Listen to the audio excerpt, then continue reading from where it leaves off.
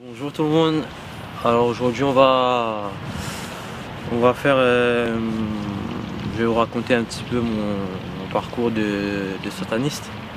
Voilà, on va expliquer un peu ce qu'est le satanisme et voilà, je vais un peu témoigner sur les expériences que j'ai faites, des choses que j'ai appris et voilà. Donc avant de commencer, je conseille aux gens qui ne veulent pas entendre parler de satanisme, de cultisme ou de quoi que ce soit, et surtout pas de Dieu, de ne pas regarder cette vidéo. Je force personne, je fais pas du prosélytisme. On va donner une définition du satanisme. Il faut savoir que le mot Satan, il vient de la Bible. D'une autre part, on a entendu ce mot, il vient tout droit de la Bible. Et quand on remonte à l'étymologie de ce mot, Satan, ça veut dire adversaire. Adversaire de qui? En l'occurrence, adversaire de Dieu. Donc, un sataniste, c'est pas forcément quelqu'un qui est dans une secte ou dans une société secrète, comme la franc-maçonnerie ou je sais pas quoi. Mais c'est tout simplement quelqu'un qui n'est pas avec Dieu. Avant d'être chrétien, j'étais dans l'occultisme. L'occultisme, c'est tout ce qui est lié aux sciences occultes, à l'ésotérisme, tout ce qui ne vient pas de Dieu. Alors on peut se poser des questions. Pourquoi entrer dans ces choses? Tout simplement parce que on cherche Dieu. La Bible dit que Dieu a mis en nous le sens de l'éternité. C'est-à-dire qu'il a mis en nous ce désir de le connaître. Mais parfois, et souvent, on le cherche inconsciemment dans plein de trucs. On peut le chercher dans la drogue, on peut le chercher dans la magie, dans plein de trucs. C'est-à-dire que moi, inconsciemment, je cherchais Dieu. Je cherchais la paix en fait. Je cherchais la paix avec moi-même. Et donc, pour en arriver à tomber dans l'occultisme, il m'est arrivé des trucs, des séparations, on m'a beaucoup méprisé dans ma jeunesse. Non pas que je sois vieux, mais je veux dire que on m'a beaucoup mis à part. Et donc, je voulais m'en sortir tout seul. Je me suis dit, voilà, j'ai besoin de personne. Et voilà, tout le bordel. Tout d'abord, je commençais à me documenter sur la séduction. Analyser le langage corporel des gens, adapter son langage aux gens qu'on rencontre. Et ça m'a amené en fait à devenir trop confiant. Certains vont me dire, ben voilà, t'es parti un peu trop loin là-dedans, dans le développement personnel. Pour les gens qui ne savent pas, le développement personnel, c'est tout simplement un culte de l'ego. Tu deviens orgueilleux. Tu commences à chercher des connaissances. Moi, j'ai toujours été attiré vers tout ce qui est connaissance. Inconsciemment, on cherche Dieu. Et l'homme aime la connaissance à la base. C'est pas mal d'avoir des connaissances. Mais il faut avoir de bonnes connaissances. Parce qu'il y a des connaissances qui t'approchent de Dieu. Des connaissances qui t'éloignent de Dieu. On te dit quoi? On te dit... en fait, tu es le maître de ta vie. Tu as tout contrôle sur ta vie. Totalement faux. Personne n'a le contrôle de sa vie. On peut mourir demain. Et voilà quoi. On n'a aucun contrôle. Et donc, ce que j'ai appris dans le développement personnel, c'est de cacher mes émotions, cacher mes faiblesses. À tel point que j'étais devenu orgueilleux en fait. Je me disais, tu vois, je te donne un exemple. Là, tu es là, je me dis, si t'étais pas ambitieux, de pas traîner avec moi, quoi. Tu vois, ouais. C'était du genre, voilà, moi je mérite que les ambitieux, je fréquente que les ambitieux, et les autres, voilà, c'est de l'élitisme. C'est de se sentir plus haut que les autres. C'est de l'orgueil, en fait. Et ça m'a rendu égocentrique aussi. Bon, l'égocentrisme, je vais pas vous faire un dessin, c'est voilà, se mettre au centre de sa vie. Et encore une fois, oublier Dieu. Ensuite, il y a eu une période, j'étais au lycée je crois, j'ai commencé à à croire que j'étais surdoué en fait. Je le croyais. Je me documentais là-dessus, sur les surdoués. Ils disaient voilà, les surdoués, ils ont une certaine sensibilité, ils réussissent pas du tout à l'école parce que voilà, ils veulent apprendre des trucs plus poussés. Et c'était vrai. C'était mon cas. Donc ça a encore glorifié mon ego. Je me suis dit voilà, je suis surdoué, les gens ne me comprennent pas, donc voilà. J'étais pas bien du tout, j'étais incompris quoi. Je voulais essayer la drogue.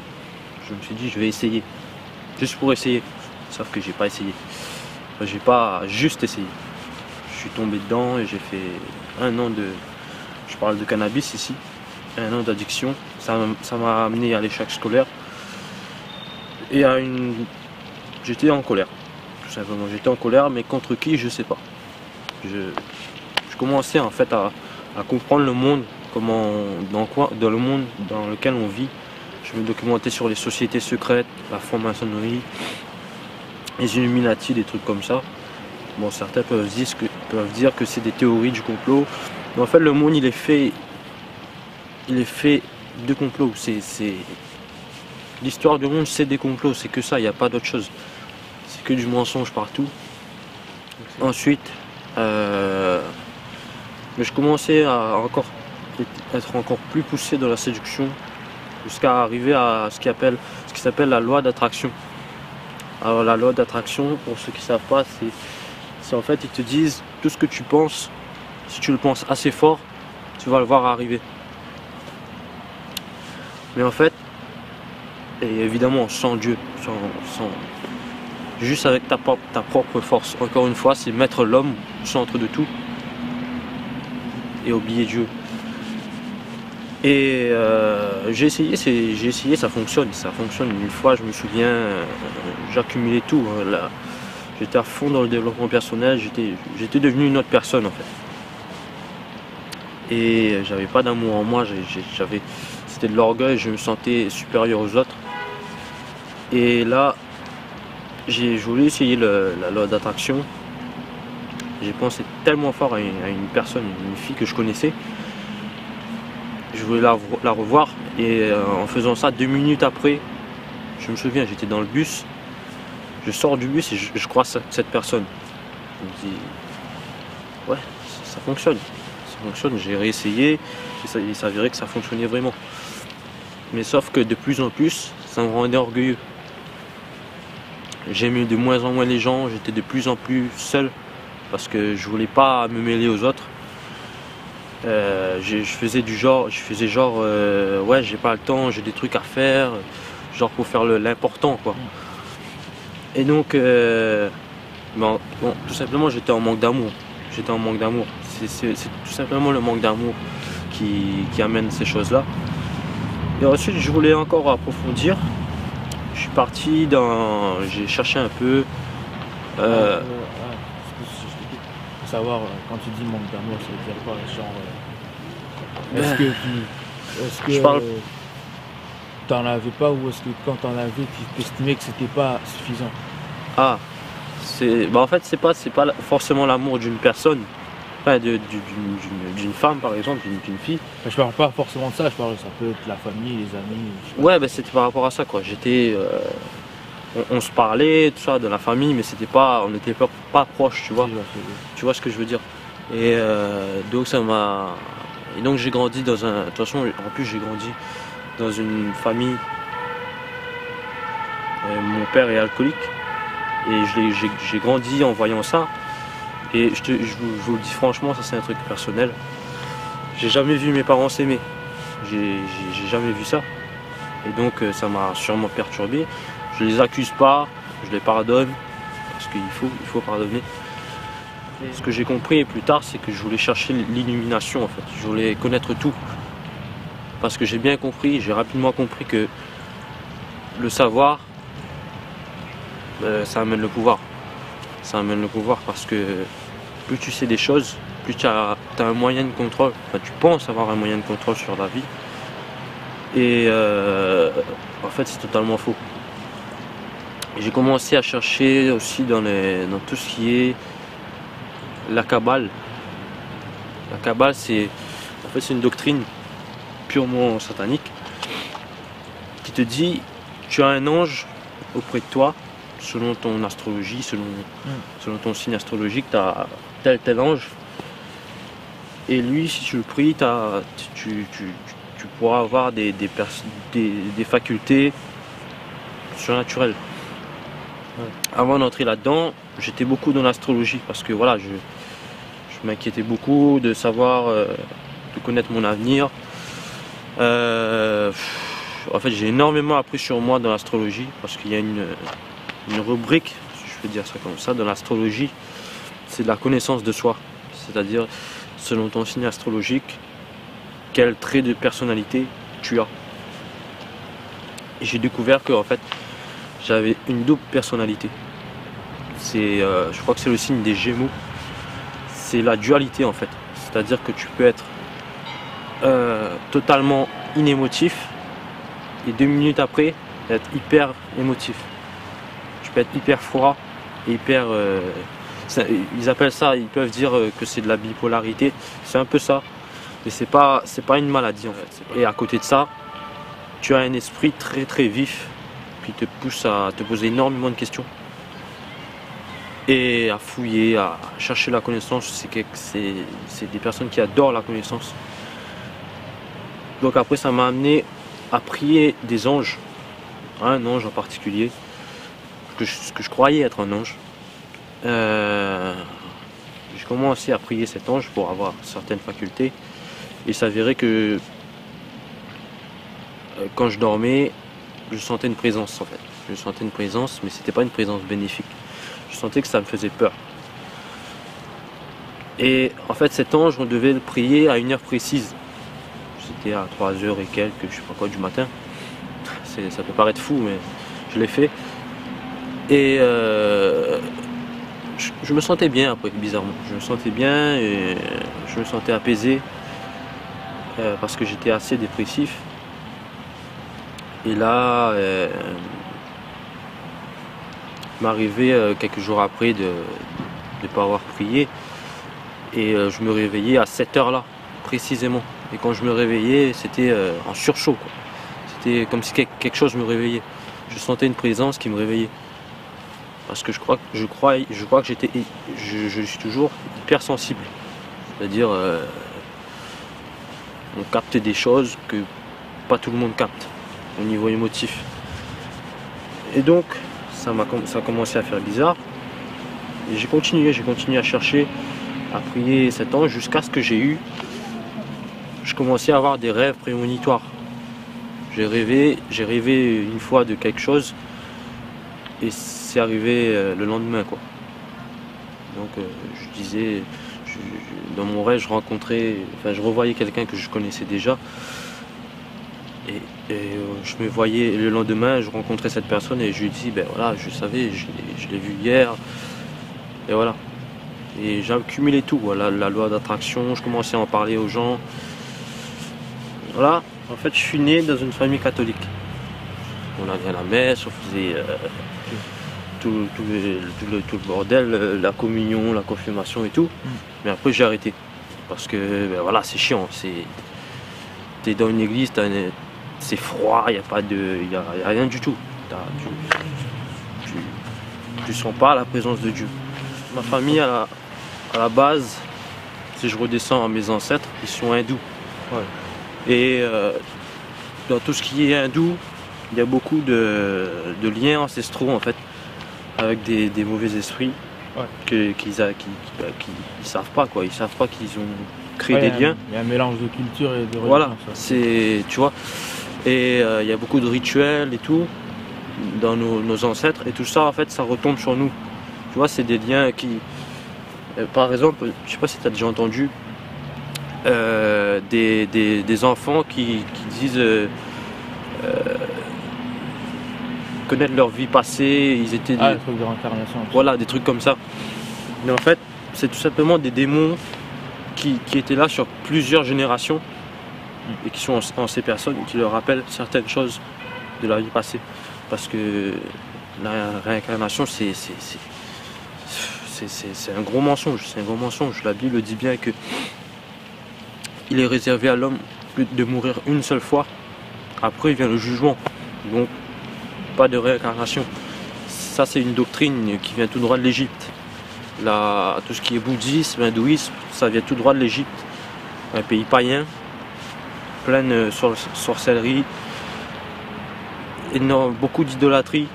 Je me suis intéressé au bouddhisme, à la méditation plus précisément, parce que c'est attirant en fait, c'est attirant, c'est séducteur.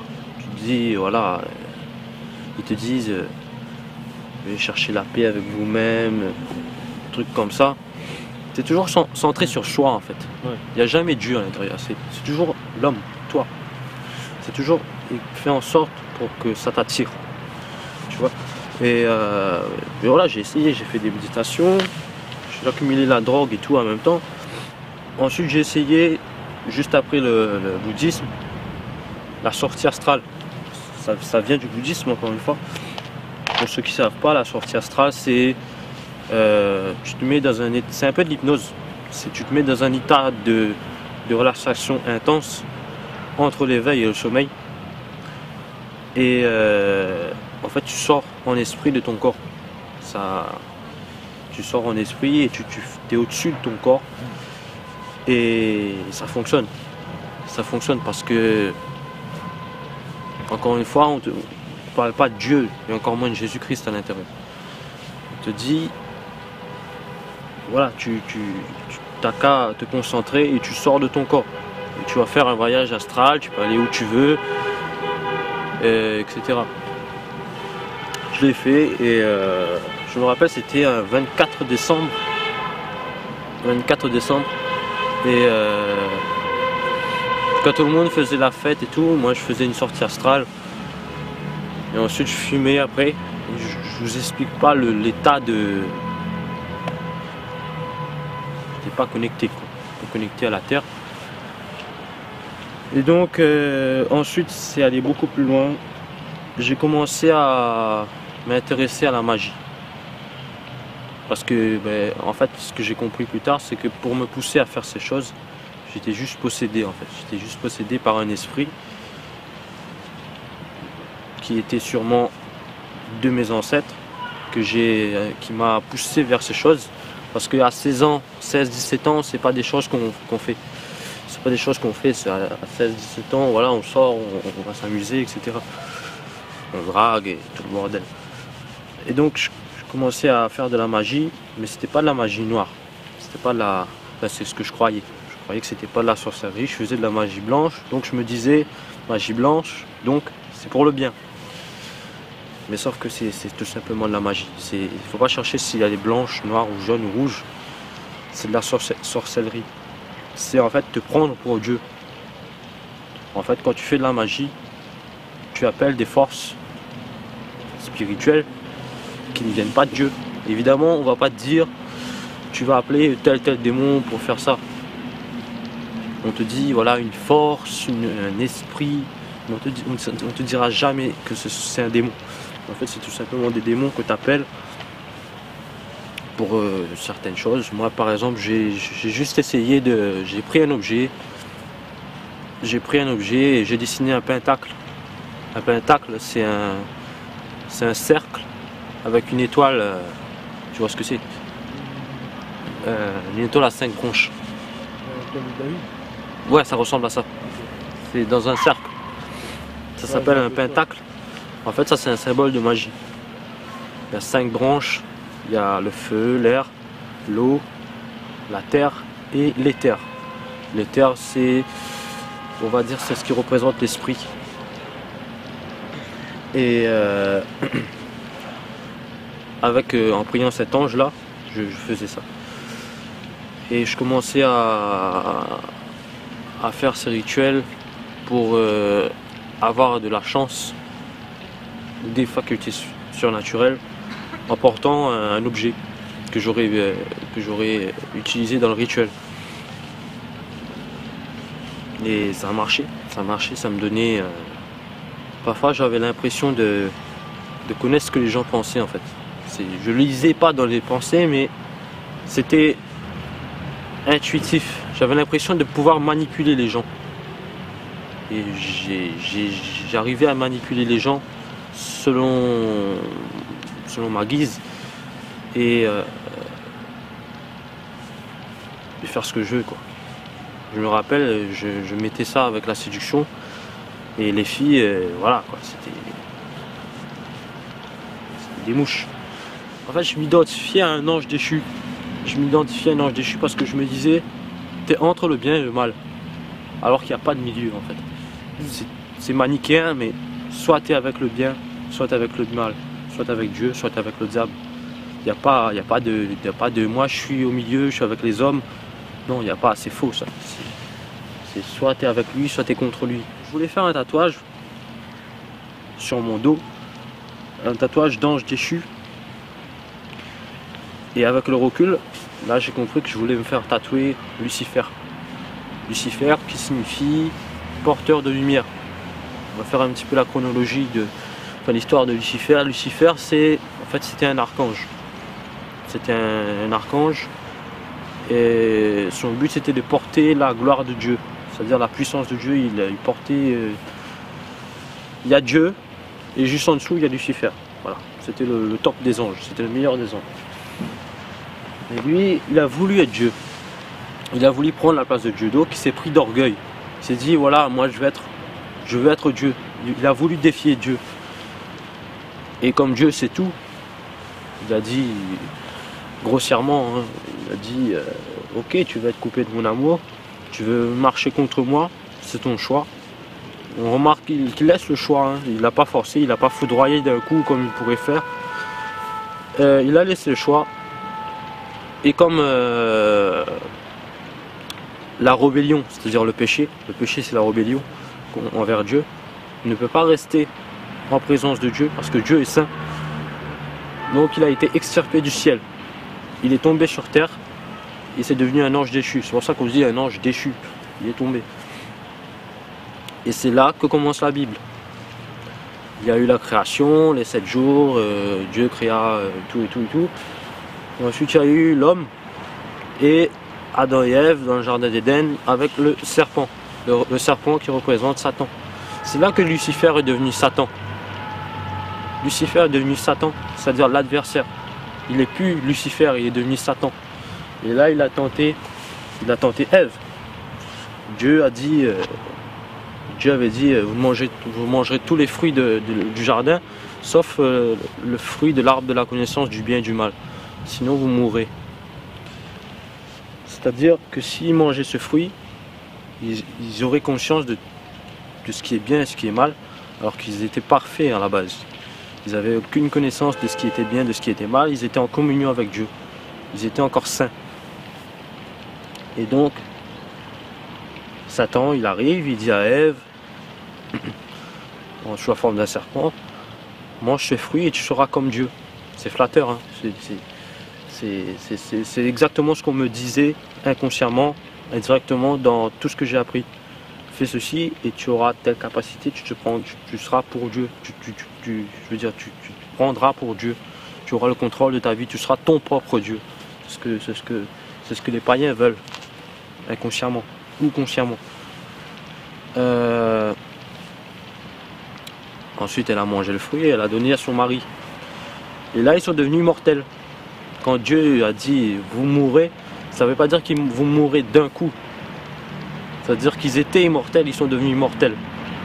Ils étaient sans péché, ils sont devenus pécheurs. Et donc Dieu les a extirpés du royaume, enfin du jardin d'Éden. Et voilà, ils ont erré sur terre. Ils ont erré sur terre jusqu'à aujourd'hui. Et donc, on est tous descendants d'Adam et Ève. Donc on a tous le péché en nous. Comme je te disais, on a cette envie de chercher Dieu, on ne sait pas, pour combler ce vide. Moi je l'ai essayé de le combler par le développement personnel, par la séduction, par la drogue, par le sexe et tout le bordel. Mais d'autres personnes ça peut être autre chose, ça peut être l'alcool, ça peut être la musique, hein. Ça peut être le sport. J'étais arrivé à un tel point que voilà, j'étais mort, j'avais le visage totalement blême, aucune émotion, Je voulais que réussir, je voulais que l'argent, tout ça.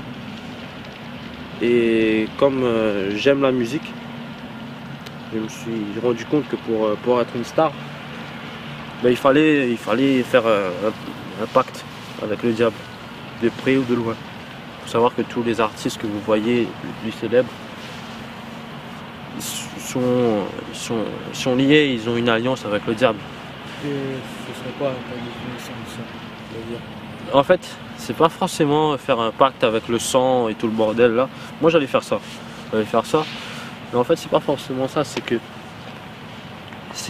tu prônes les valeurs de Satan dans ta musique. ah ouais. Tu prônes les valeurs. Quand je parle de valeurs de Satan, c'est quoi? C'est le sexe, la drogue, l'égoïsme, l'égocentrisme, l'individualisme, l'orgueil. Il y a aussi du subliminal et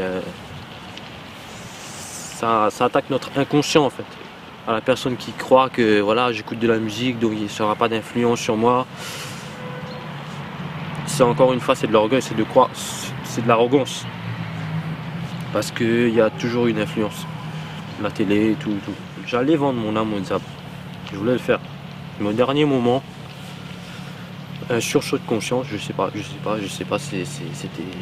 Voilà, tu te rends compte que tu te dis quand même, quand même, je suis parti loin là.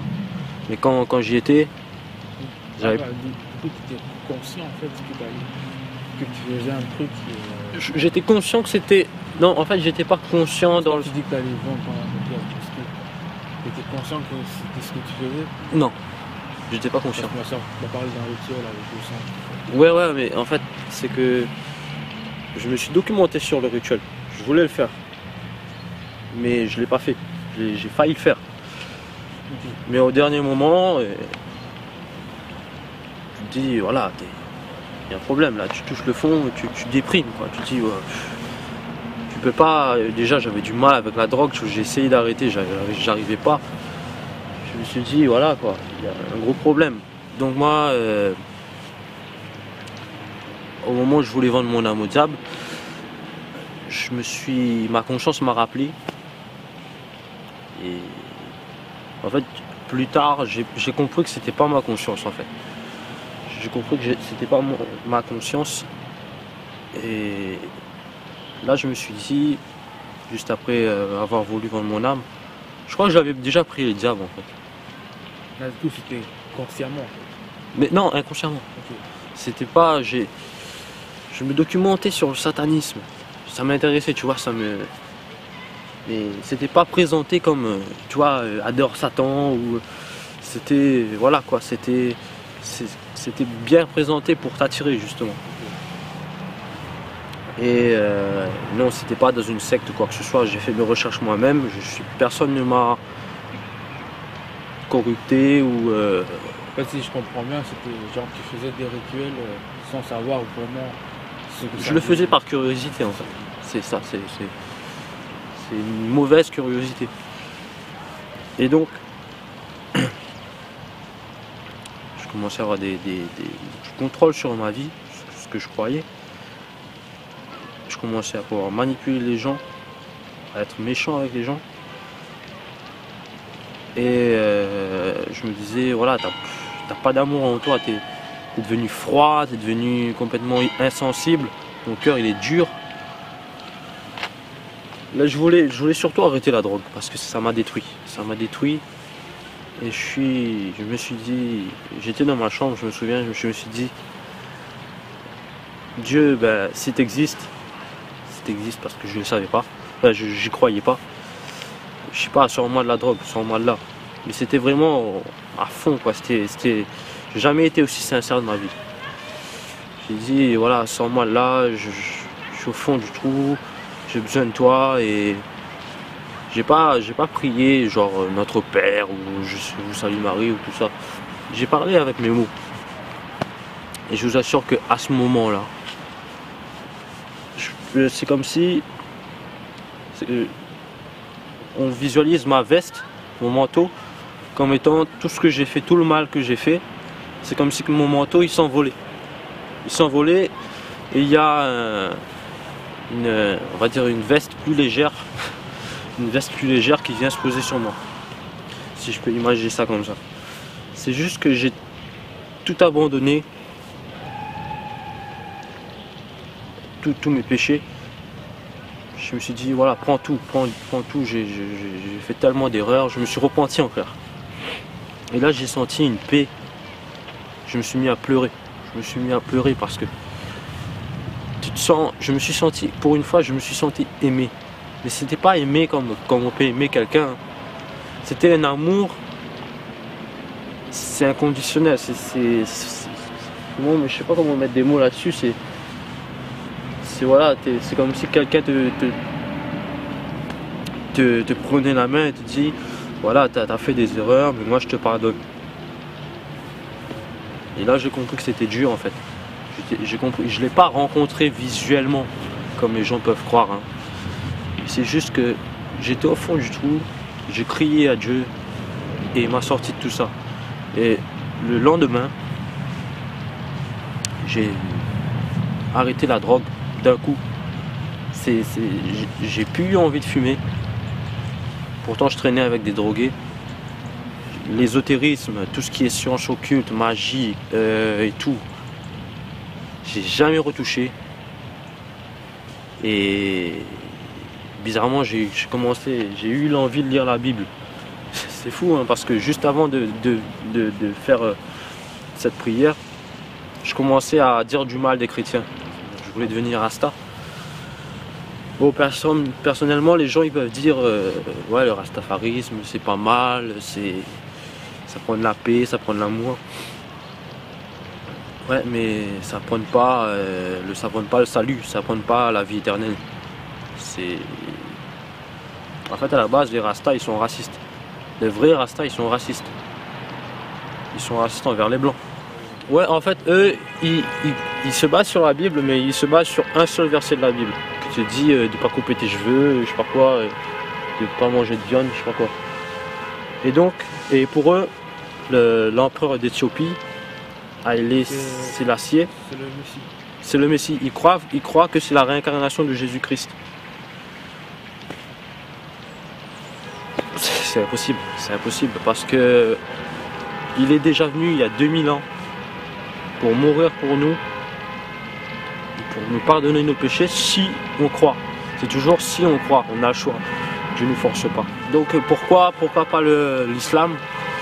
Ben, en fait quand j'ai prié, j'ai pas dit Jésus aide-moi, j'ai pas dit Allah aide-moi, j'ai pas dit Bouddha aide-moi, encore moins. Mais j'ai dit Dieu. J'ai dit Dieu tout simplement. J'ai dit Dieu.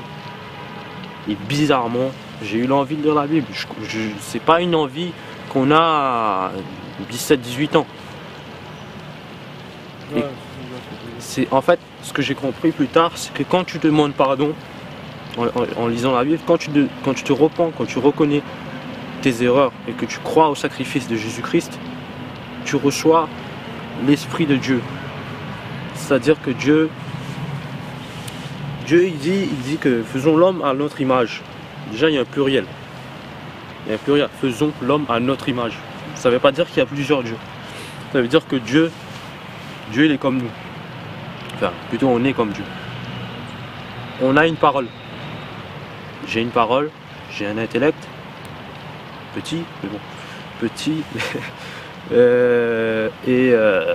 J'ai l'esprit, j'ai la vie en moi, j'ai un esprit. J'ai une parole, j'ai un esprit et j'ai un intellect. Dieu c'est la même chose. Dieu a une parole. Et cette parole, elle est devenue un homme. Pour qu'on puisse l'entendre. Elle est devenue Jésus-Christ. L'intellect, c'est ce qui représente le Père. C'est l'intelligence de Dieu. C'est-à-dire, sans intellect, il n'y a pas de parole. Si j'ai pas d'intelligence, je ne peux pas parler. Et l'esprit, c'est-à-dire la vie, l'esprit de notre esprit à nous, Dieu aussi a un esprit. C'est l'Esprit Saint. Et donc quand tu crois en Jésus-Christ, quand tu te repens et tu crois qu'il est Dieu, qu'il est mort et crucifié et mort, puis ressuscité, tu as le pardon de tes péchés. Quand tu crois en lui, tu as le pardon de tes péchés. Et c'est ce qui s'est passé pour moi, c'est ce qui s'est passé pour plein de gens, plein de chrétiens. Et ça s'appelle, dans le jargon biblique, la nouvelle naissance. C'est-à-dire que tu n'es plus humain, tu n'as plus la nature humaine, en fait, tu n'es plus esclave de la nature humaine, mais tu reçois la nature de Dieu en toi. Ça ne veut pas dire que tu es Dieu, ça veut dire que tu as l'esprit de Dieu en toi et tu deviens par conséquent fils de Dieu. Et en devenant fils de Dieu, tu as la vie éternelle. Ça ne veut pas dire que tu deviens parfait, ça ne veut pas dire que tu feras plus d'erreurs, ça veut juste dire que tu as reconnu tes erreurs, tu as cru en Jésus-Christ et tu as la vie éternelle. Parce que par exemple dans les autres religions, on te dit, par exemple le catholicisme, il faut faire des bonnes actions, sinon tu n'auras pas de paradis. Et l'islam aussi, c'est la même chose, tu fais des bonnes actions, tu as le paradis. C'est basé sur le mérite. Mais comme on est tous pécheurs, et que le péché ne peut pas entrer au ciel, il y a un problème. Si on arrive au ciel, à la porte du ciel, avec tous ces péchés, Dieu il va nous exterminer. Il va nous exterminer parce qu'il est juste et saint. Mais il est amour aussi, c'est pour ça qu'il pardonne. Il n'est pas comme les hommes, par exemple, tu me fais du mal, je te pardonne là, mais je te pardonnerai plus la prochaine fois. Lui, il pardonne tout le temps. Il pardonne tout le temps. Même si aujourd'hui je peux faire une erreur, je sais pas, détester quelqu'un, avec son esprit en fait il agit sur la conscience. Il te dit ce que tu as fait, non. Et tu vas culpabiliser, tu vas te repentir et Dieu te pardonnera encore. Mais en fait tout ça pour vous dire que tout ce qui dit ésotérisme, développement personnel, New Age aussi, j'ai parlé du New Age, c'est des doctrines nouvelles sur la métaphysique, des trucs comme ça. Et en fait, tout ça, ça vient pas de Dieu. En fait. Tout ce qui, je reviens sur la définition du mot Satan, ennemi, enfin adversaire de Dieu. Et Jésus-Christ, il a dit, celui qui n'est pas avec moi est contre moi. Ça veut dire tout simplement que, ça veut pas dire que voilà, si tu es chrétien et lui il n'est pas chrétien, lui c'est de la merde. Ça veut pas dire ça. Ça veut dire que celui qui n'est pas avec Dieu est contre Dieu, tout simplement. On peut pas être neutre. On peut pas être neutre, voilà, c'est ça. C'est le bien ou le mal. Voilà.